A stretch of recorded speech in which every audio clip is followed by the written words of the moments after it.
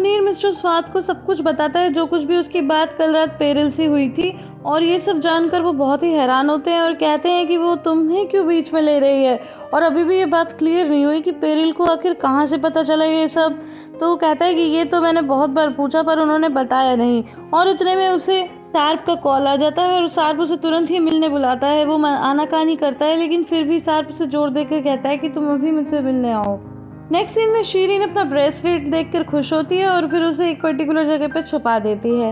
अब next scene में हम ज़ेदा को देखते हैं, जो नतीजे से कहती है कि मॉम अब मैं बहुत ही रिलीफ महसूस कर रही हूँ, जो कुछ भी मैंने शॉप पे किया उसके बाद एक बर्डन सा उतर गया है, अब मुझे अच्छा महसूस हो रहा है। तो इतने में कोई डोर नॉक करता है और मिसेस हतीजे जाकर खोलती हैं तो सामने एम्ब्रे होता है और वो ज़ेदा का पूछता है। तो ज़ेदा इशारे से कहती रहती है कि नहीं नहीं मना कर दो मना कर दो, लेकिन मिसेस हतीजे सुन नहीं पाती हैं और फिर ज़ेदा को कहती हैं कि तुमसे कोई जेंटलमैन मिलने आया है। वेल गाइस, ये आदमी कितना जेंटलमैन है ये तो हमें फ्यूचर में ही पता चलेगा, लेकिन मैं आपका मजाक किरकिरा नहीं करना चाहती। इतने में एम्ब्रे भी वहीं आ जाता है, जिसके बाद फिर ज़ेदा भी किचन से निकल कर आ ही जाती है। अब नेक्स्ट सीन में हम देखते हैं कि डोरुक कहता है कि मैं टीवी देखना चाहता हूँ, लेकिन निशान कहती है कि मेरे पास टीवी नहीं है। तो डोरुक बोलता है लेकिन मेरी इंग्लिश टीचर के पास तो कंप्यूटर है। तो कहती है कि हमारे पास इंटरनेट तो है ही नहीं, और तुम उन्हें टीचर क्यों कह रहे हो। तो फिर डोरुक बोलता है क्योंकि वो मेरी इंग्लिश टीचर हैं। और गाइस, वो यहाँ पर पेरिल को ही इंग्लिश टीचर कह रहा है। फिर कोई डोरबेल रिंग करता है तो तीनों डर जाते हैं, लेकिन बाहर कहती है कि अरे इसमें डरने वाली बात क्या है, कोई ना कोई तो आएगा। हालांकि वो अंदर से डर रही होती है। फिर वो जाके दरवाज़ा खुलती तो सामने मुनीर होता है और वो कहता है एकदम जैसे गला खराब हो ऐसे बोलता है कि सार्प से मिलना चाहता हूँ। तो फिर वो पीछे देखती है तो गार्ड उसे अंदर जाने के लिए इशारा कर देता है, फिर वो उसे अंदर जाने देती है।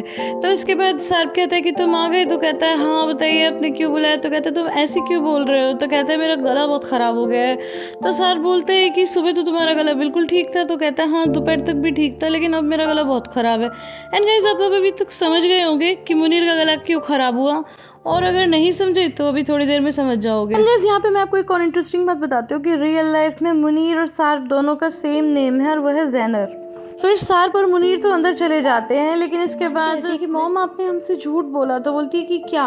तो कहती है कि पापा के पास मोबाइल है तभी तो पापा ने बात की। तो वो कहती है बेटा तुमने कुछ गलत सुन लिया होगा, ले तुम पेंट करो। तो कहती है नहीं है मेरा मन नहीं है। लैला वहाँ आती है और कहती है कि बच्चों क्या चलना चाहोगे अगर तुम्हारी मॉम परमिशन दे तो फिर वो कहती है ठीक है। तो फिर हम सभी चलते हैं और फिर सारे बाहर आ जाते हैं। सार्प मुनीर से कहता है कि देखो मैं जानता हूँ कि तुम मिस्टर स्वाद के वफादार हो, इसीलिए जब तुमने मेरा साथ दिया तो मैं बहुत ही ज़्यादा हैरान हो गया।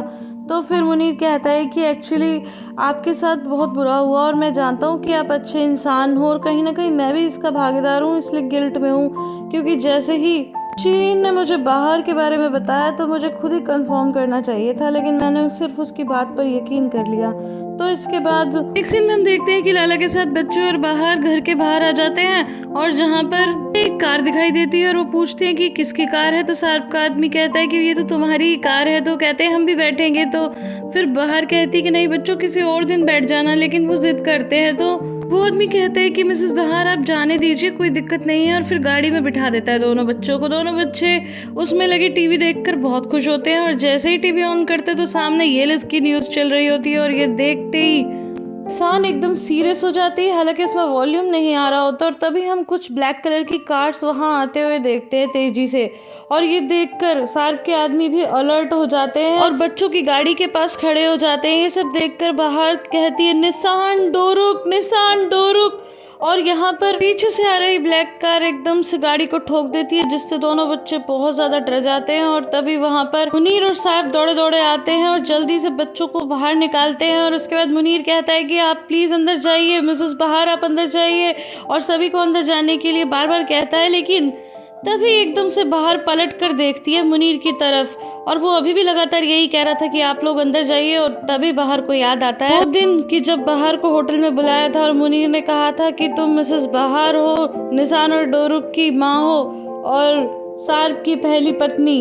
और यही सब बातें उसे लगातार याद आने लगती हैं। गाइस, अभी तक तो आप समझ ही गए होंगे कि आखिर मुनीर का गला खराब क्यों हो गया था।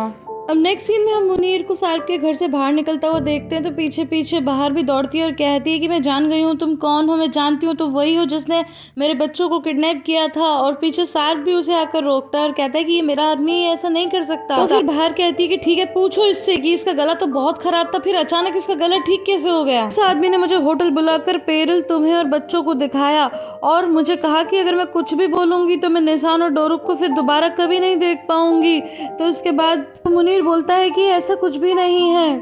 सुनकर वो और भी ज्यादा गुस्सा हो जाती है और एक बार फिर से मुनीर को पकड़ लेती है और कहती है कि तुम झूठ बोल रहे हो, तुम झूठे हो। तो इसके बाद फिर से सार्प उसे रोकता है और कहता है कि बाहर प्लीज शांत हो जाओ, शांत हो जाओ।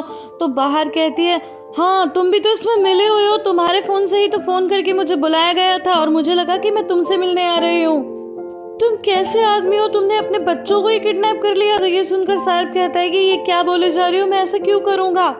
बाहर कहती है कि मुझे तुम्हारे फ़ोन से मैसेज आया था कि हाँ मुझे इस होटल में आके मिलो। मैंने सोचा मैं तुमसे मिलूंगी, लेकिन फिर मुझे एक जगह बिठा दिया गया है कि अभी सार्प आएंगे आपसे मिलने के लिए। और मैंने इस आदमी का चेहरा नहीं देखा मगर ये आदमी मेरे पीछे आके बैठ गया था और इसकी आवाज़ तो मैं मरते दम तक नहीं भूलूंगी। हर रात मुझे इसकी आवाज़ के बुरे सपने आते हैं और वहाँ होटल में तुम मेरे सामने से निकल गए और मैं बिल्कुल कुछ भी नहीं बोल पाई क्योंकि मेरे बच्चे तो इसके पास थे।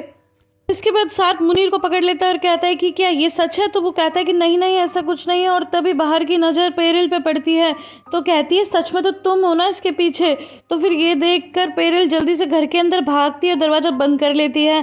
तो लगातार बाहर दरवाज़ा पीटने लगती है और घर के दरवाजे के बाहर जो पासवर्ड लगा होता है तरह तरह के पासवर्ड ट्राई करती है और बीच बीच में सार्प उसे शांत करने की कोशिश करता है और फाइनली वो दरवाजा खोल लेती है और उसे पकड़ लेती है एकदम पेरिल को जाकर और बोलती है सच सच बताओ तुम ही थी ना इन सबके पीछे, तुमने ही बच्चों को पकड़ा था ना। वो शांत करता रहता है, रुकती नहीं। और तभी वहाँ पर बच्चे आ जाते हैं और वो ये सारा नज़ारा देखकर एकदम सहम जाते हैं और थोड़ी देर में सार्प की नज़र बच्चों पे पड़ती है तो वो कहता है कि बाहर बच्चे, तब जाकर वो शांत होती है। कहानी यहाँ से एक बार फिर एक हफ्ते पीछे चली जाती है जहाँ हम फिर से वही सीन देखते हैं कि जब बच्चे गार्डन में लैला और बाहर के साथ आए थे और उन्होंने गाड़ी देखकर उसमें बैठने की जिद की थी और उसके बाद वो लोग कैसे दूसरे गाड़ियों को आते हुए देखकर घर के अंदर भागे और जब मुनीर उन्हें लगातार अंदर जाने के लिए कह रहा था तो कैसे बाहर ने उसकी आवाज़ को पहचान लिया। उसके बाद सार्प एक चीज़ लेकर बाहर जाने लगता है तो बाहर उसे जाने से रोकती है पर वो रुकता नहीं है। एंड गाइस वो चीज़ क्या है वो आप खुद ही समझ जाइए ऐसे सिचुएशन में। दूसरी तरफ मुनीर उन लोगों को गाड़ी से बाहर निकलने के लिए कहता है और इतने में सार्प वहाँ आ जाता है और वो जैसे ही गाड़ी खुलता है तो थोड़ा हैरान होता है क्योंकि उसमें एक यंग लड़का होता है। फिर वो उसे पकड़ के पूछता है कि तुम कौन हो, बताओ कौन हो तुम। तो गाइस वो इतना घबरा जाता है कि वहीं के वहीं पी कर देता है। ये देखकर तो मुनीर और सार्प हैरान हो जाते हैं और फिर सार्प कहता है कि बेटा बताओ तुम्हें यहाँ किसने भेजा। तो वो कहता है कि हम सच कह रहे हैं, हम तो रेस लगा रहे थे, गाड़ी की रेस लगा रहे थे। और तभी गाड़ी से वो दूसरे लड़के को भी बाहर निकाल लेते हैं। इसके बाद सार्प कहता है कि इन लोगों को अच्छे से चेक करो कि ये लोग सच बोल रहे हैं या नहीं, तभी इन्हें छोड़ना। और इसके बाद फिर हम अंदर का सीन देखते हैं जहाँ पर अली और उमर तो बेड पे सो रहे होते हैं और बाकी सब ज़मीन पर बहुत ही घबराए हुए बैठे होते हैं। और तभी बाहर दोनों बच्चों को संभाल रही होती है और कहती है कि बच्चों घबराओ मत। तभी डोरुक कहता है पेरिल से कि आप भी मत घबराना। तो वो कहती ठीक है। निशान बहुत ज़्यादा डर जाती है और बाहर उसे बार बार संभालती है लेकिन इसके बावजूद भी वो बहुत डरी हुई होती है। और तभी डोरुक कहता है कि मम्मा क्या हम समाप्त हो जाएंगे।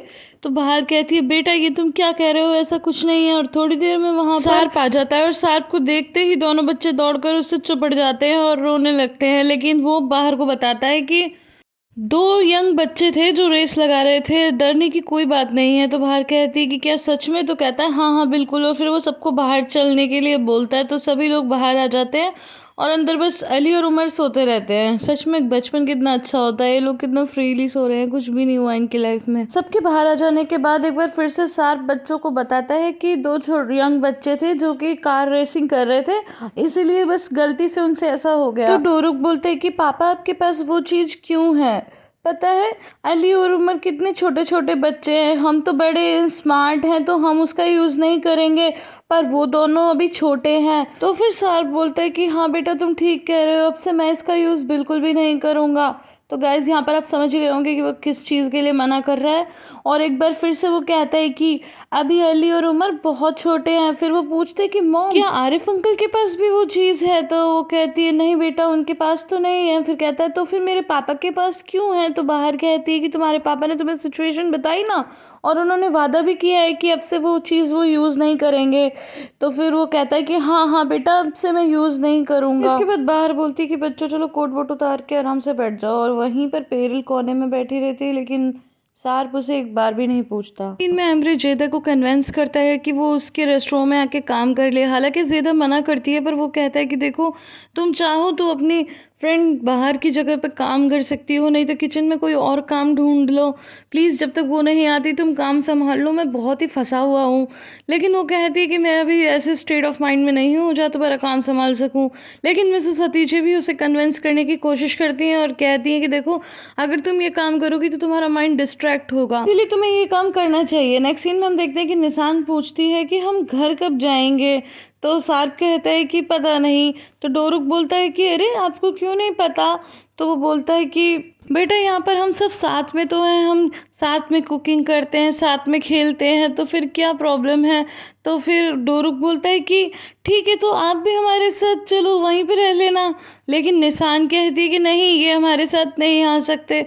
तो फिर डोरुक बोलता है क्यों? तो बोलती है कि ये कैसे आ सकते हैं। तो बाहर उसे एक बार फिर से अपने गले लगाकर शांत कर देती है। थोड़ी देर में निसान कहती है कि मम्मा मुझे बहुत याद आती है हमारे घर की, मुझे ज़ेदा दीदी की याद आती है, येलिस आंटी की याद आती है। फिर वो एकदम से कहती है कि मम्मा येलिस आंटी टीवी पे क्या कर रही थी?